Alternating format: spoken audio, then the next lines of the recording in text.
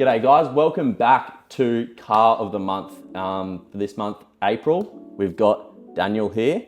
Hey guys. So I'm down in Sydney. This is my first time seeing this car in person, and I must say it lives up to what I've seen on social media. It is absolutely stunning. Not the only car here. Got a pretty sweet C63 behind and a new addition behind me. But thank you for joining me, doing this with me on short notice. That's all right, it's good to be here. So give me a run through. What do we have behind us? So we have my Honda Integra. It's a 1997 model. A lot of people get confused. They think it's the Type R, but it's actually not the Type R, it's the VTIR. Yep. So with the Type R, you have the better engine and everything, but with the VTIR, you get the sunroof model. Yeah. So everyone always asks me, why do you pick the VTIR over the Type R? And it's definitely just because of the sunroof. So, yeah, one little thing. Literally, the only thing why I didn't do this to a Type R is literally the sunroof. You like it? Love it. The sunroof makes the car. Yeah, just pop back, sun's out, good stuff. This is nothing better than just having the sunroof on tilt and just, I don't know, it just looks so good. Looks sick, I'm looking at it right now. It just looks awesome. All right, so taking back to the start, when did you get the car? So, wow, how old am I now? 25. So I was maybe 17 when I got the car. Yeah. And it was my first on your car. Ps? Yeah, my first car on my Ps. And yeah, my first manual car, so I learned how to drive manual in this thing. Yeah. And yeah, like when I bought it, I was just like, this is a car I'm gonna keep for the rest of my life.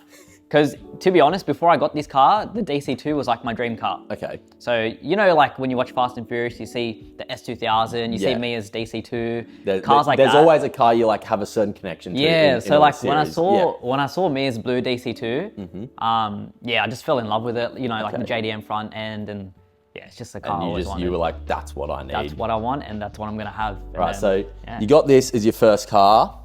How was it looking when you got it?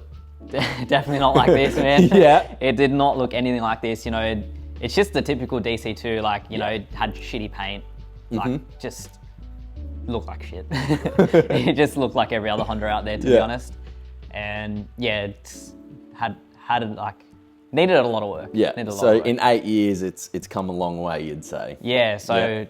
I've done the full paint job on it, changed the motor, changed the whole interior, changed the suspension, changed the wheels. Let's dive into that a little bit deeper. So you bought it, right? Yep. When did you start doing mods to it, and what was your starting point, and just take me through like how we got to this? All right, so when I first bought this car, to be honest, I didn't think I'd go to like this extent. Like, I bought the car thinking, coilovers, wheels and that kind of stuff. Yeah. So start off as a little project. Yeah, like I was a P-plater, I was young, so I was like, you know what, We've all been get some wheels. So you get your rotors, you get your RPF ones and stuff like that. So I was buying those budget-friendly wheels. Yeah. And then I don't know, I was looking on Instagram and I keep seeing these nice cars in America. Yeah. And I was like, you know what, like these cars look pretty cool. Sort of inspired a bit. Yeah. So Would you say that's the inspiration, sort of? Just 100%. like seeing what's done over there, and obviously Fast and Furious had that sort of influence. Yeah, 100%. I'd say like the guys in the US are doing like crazy builds, whereas Australia is like very, I don't know how to say Tame, it. Yeah, they go wild. They're scared to step outside of the box. So like everyone would, they'll just get an S15 and they'll just do the aero kit and that's it, Whereas for Hondas, no hate to S15. No, I love S15s. Even though S15s. a certain S15 was meant to be on this month. Shout out Lockie. No, we'll get back to his car in a few months' 100%. time, but anyway, No, I like S15s, but like every man and their dog has an S15 these days. Yeah. And it's literally, they're all the same, aero kit, T37s. So I was like, I want to do something that's different. Okay. And like everyone they get to Honda, they'll get the Civic, they'll put a K-swap in it, and they'll look the same too. So I was like, no one does DC2s. Yep. So I was like, I'll go crazy with it. Start off with wheels, suspension, paint job, and then, I went through the turbo setup, and then... I did see that when I was scrolling through, I saw it's a totally different setup. So I had the turbo set up for, maybe about a year. Yeah. And I drove it twice. Really? Yeah, I drove it twice. And then, I don't know, it was just too powerful for the car. How much was it making then? It was making 350 kilowatts. Okay. And because I'm on bags and I had stretched tires, it just wasn't a fun time, man. Like, just driving it, it just didn't feel right. It just felt too powerful. Yeah. And just I needed to go back to non-turbo. Yep. So yeah, ripped that out and then went to the K swap. So now it's got a K20 out of a DC5. Nice. Now it's got the good stuff in there. Oh yeah. And engine bay is immaculate. Yeah, you can eat off it. You spent a bit of time on that? Yeah, definitely. So how long did that take to get it to so where I've done that. So I've done the engine bay twice now. So the first time I did it was with the turbo setup. So I shaved it, tucked it, did all the wiring and everything. And then obviously when I did the K swap, I had to redo it because the engine mounts and everything's a bit different. Slightly different, yeah. So you got to cut stuff, weld stuff, you know. So I spent another 4 months on it. So altogether I spent 1 year and 4 months just on the engine bay. Yeah. And then, you know, you got to do your custom catch can and all your wiring and radiator setup. And so, all the fun, that comes along with it. All the fun but expensive stuff. Yeah, so, exactly. So I spent, probably about 2 years on the engine bay itself. Yeah, but worth it. Oh, 100%, yeah. Yeah. So you got K-swap. Yep. Run me through your suspension wheel tyre setup that you're running at the moment. Yep. So it's pretty obvious. Everyone knows a T37. Yep. Best wheel. Iconic wheel. Yeah. You can't really go wrong with it. Yeah, like they're nice wheels. They're everywhere, but everyone's got them. But you know what? You can't complain. They're a good wheel. It's like the RPF one. Like everyone's got RPF ones, but they're nice too. But yeah, there's these are the a reason more why they're everywhere. 100%. They suit everything. Yep. So yeah, got the T37s, but these are actually my spare wheels. So I've got Workmeisters, but they're in the works right now. Yeah. Got the NSX brakes behind it just for the extra stopping power. That was more so when I was turbo. I needed like really good stopping power. But now with the NA setup, I don't really need them, but it's a flex. NSX brakes, bro. I know. Looks sick. You can just see NSX. Yeah, it looks cool. Yeah. Suspension wise, I've got Airlift Performance airbags. Yep. Airlift 3P, so I don't have the height sensors and stuff, but don't really need it. That's right. Got the whole hard race and all the arms, like the camber arms, the lower control arms and everything. So it handles pretty well. Yeah, it handles like a go-kart. Yeah. And surprisingly, like everyone always thinks like, oh, your car's on bags, it's not going to handle well. It won't handle. Bro, honestly, coming from like standard suspension to coilovers to airbags, I reckon this is like on par with coilovers. Yeah, okay. Because like it depends on how you set it up. You look where bags started from. It started in racing. Yeah, exactly. So it's like people have just got in their mind like, oh, it's on bags. It's not going to be like stiff or anything. But if you set your car up right, I think it's just as good as coils, if anything. Yeah, sweet. All right, so that's your handling. We've talked about power. What's this paint? It's beautiful. Like it's a sick color.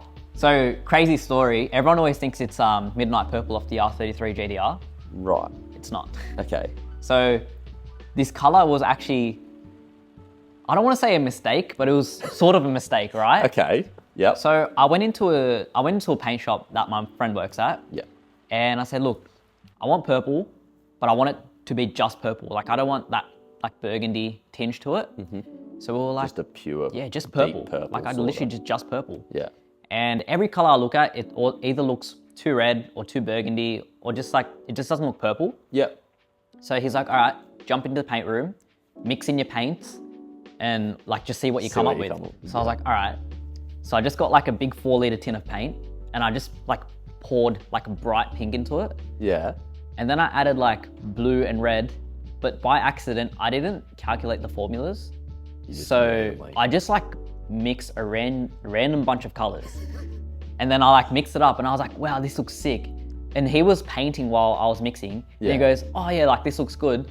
Let's mix some more up. And I was like, like I didn't measure any I of forgot it. what I used. So I only have 4 liters of this paint, and I'm running out. And if I ever need to paint something, I'm not going to be able to match his color perfectly. Yeah. So that's how it's kind of a mistake. So it's a custom color, which but I don't know what it is. I just don't know what, I can't remember what I put in there. Yeah, it's your custom purple. Yeah. At least you know no one else is going to have this. Yeah, that's right. But the downside is if I ever change anything, if I get, like, even if I get a scratch on my bumper, that scratch is here to stay because I can't paint over it. Oh, no. Yeah. But looks sick for now. Yeah, looks good for now. Fingers crossed. Yeah. You don't have fingers to crossed paint I don't have anything. to paint anything, but if I do. Otherwise you'll have to get mixing again. Yeah, I don't know how I'm going to do it, but we'll see. We'll see when it gets to it. Interior, you got the brides, I see. Yeah, so interior, I've got the brides. I've got the S2000 dash. So that's another thing I always wanted, the S2000 cluster. So I don't know how much you're into Hondas, but the S2000, they have the digital cluster. Yeah. So it's really like it's like and like the numbers come up. Whereas like the Civics and Integras, they have the needle like when you accelerate. So I wanted like the digital dash from the start. Yeah. So had to do that. That was an expensive one, and I had to do a lot of custom wiring because they don't make like a plug and play kit for them. So it was a lot of wiring and a lot of messing around with it, but we got there in the end. So you said you had to do a custom wiring job. So you do I pretty do much everything on this, most of it. Like, how much would you say you have done on this? On this car, I've done like 99% of the work. Yeah. So the only thing I didn't do is the actual tune itself. Yep. So I built the. Leave that for the professionals. Yeah, 100%. So I built the whole car here, stripped it back to like basically bare bones, and did like everything here. Sweet. And it never left the garage for anything other than for when it was ready to go for a tune. That's unreal. So yeah, everything was done here. Well, you've done well. Thank you. Yeah. What would you rate it out of 10 right now? Right now? Or okay, at its peak and right now. Okay. Right now, I'd probably give it like a 9 out of 10. Yeah. Just because of the wheel setup. I'm not happy with the wheels. Like not that I'm not happy, but they're not the wheels for the car. Second choice. These are like my like temporary wheels, or like, you know, like if it's Christmas season and I want to drive the car, I don't want to get pulled over, then these are my Christmas wheels. Okay. But yeah, with my work wheels, I honestly would rate the car 10 out of 10. Yeah. Because obviously, like, you've pretty much done everything on it. I don't like to say, like, to talk myself up, right? Yeah. Because obviously people are going to be like, oh, of course you're going to say 10 out of 10. You're like, you know, it's your car. But that's what I built the car for. I built the car to be a 10 out of 10. Exactly. You know what I mean? There's no half-assed effort, you know. Yeah, so like, you know, you're not going to spend like X amount of money for you to then be like, oh, it's only like an 8 out of 10, you know what I mean? Yeah, not so obviously built the car to be absolutely perfect. I mean, you've had 8 years to do it, so you know, you've taken your time on it, and 100%. So yeah, to me, the car's a 10 out of 10 at its peak. Right now, a 9. No, just because of the wheels. Just because of the wheels, yeah. Fair enough. All right, so over those 8 years, I'm assuming you've done a lot with the car. What's some of like your favorite memories from, say, like building the car, or some shows you've gone to, just anything? What are some of the highs and even like some of the lows that may have come along with it? So this car's caused like a lot of stress, man. Like honestly, they all do. A lot of stress. You know, we all want to burn them at some point. Yeah. So you know Snow Foam, right? Yes. So they host a car event called Unmarked. I don't know if you've heard of it. Yeah, Unmarked. Yeah, Unmarked. So last year's Unmarked, it was the second Unmarked. So yeah, last year's Unmarked. Casey from Snow Foam hit me up and he said, hey man, like we're gonna have this show. Yeah. And he's like, your DC2 needs to be there. And I was like, oh, I need to paint the engine bay, still need to get the K-swap in and everything. And we were 4 months out. Yeah. So I was like, in 4 months, I have to do a whole engine swap with custom everything. I need to paint the engine bay and basically put the car back together. So those 4 months were pretty stressful. Yeah. And I got the car tuned 2 days before the show. So I was literally... You were cutting it fine. I was cutting it very close. And the first day I drove the car was the day of the show. Yep. So I didn't even get to, you didn't know if it was all working, all was sweet. I drove from here to Alexandria, which is like 50 minutes. Yeah. And I haven't driven this car in like 4 years. Yeah. So I didn't know, like, you know, and I had never driven it with this new engine setup. You were just I was clenching the whole way, like, oh, please don't break, please don't break. But, you know, like we built it properly, we did everything right. So I don't know, like I didn't expect anything to go wrong, but I was like, it's my first time driving it for 50 minutes. Yeah. A long drive on a highway. So I was like, big move. Yeah. So yeah, like the 4 months building the car was pretty stressed out, you know. I had so much to do. And then I had to wait for like shipping from, because like everything I buy is like online. Yeah. Because like you can't just like go to like Super Cheap and just buy stuff. Yeah, it's just not on the shelf. Most things I bought is like from America, because America makes like most of the K-swap stuff. Yeah.